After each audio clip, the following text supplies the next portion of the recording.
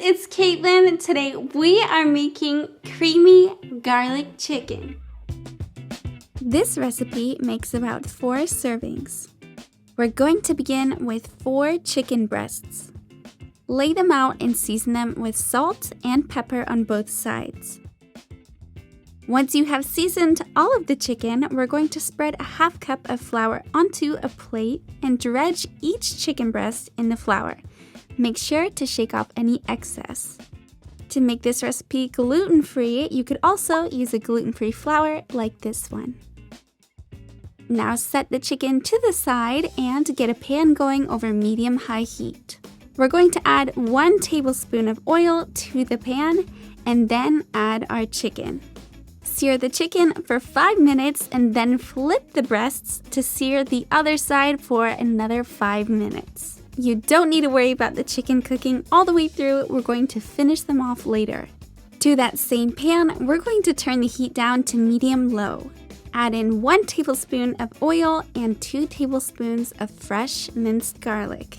Once the garlic is a light golden color, we're going to add in 1 tablespoon of butter. To make this dairy-free, you could also use a plant-based butter or some sort of oil. Now see all of that color on the bottom of the pan? That's called fawn. The fawn is where all of the flavor is. To pick up that flavor, we're going to turn the heat up to medium-high and deglaze the pan with 3/4 cup of white wine. You can use something dry like a Sauvignon Blanc or a Pinot Grigio. If you don't want to use wine, you could also use a chicken or a vegetable stock.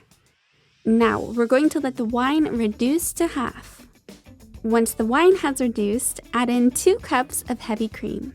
And to make this dairy-free, you could use a full-fat coconut cream like this one. Turn the heat down to a medium-low and let simmer.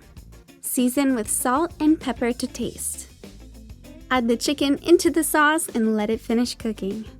The chicken should reach an internal temperature of 165 degrees Fahrenheit. Top with some fresh chopped parsley and enjoy.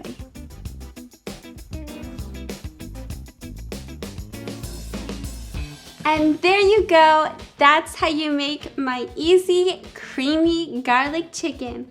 I hope you guys enjoyed this video. If you did, hit that like button and let me know in the comments down below. Check out more of my easy dinner recipes over here and subscribe to my channel if you haven't already.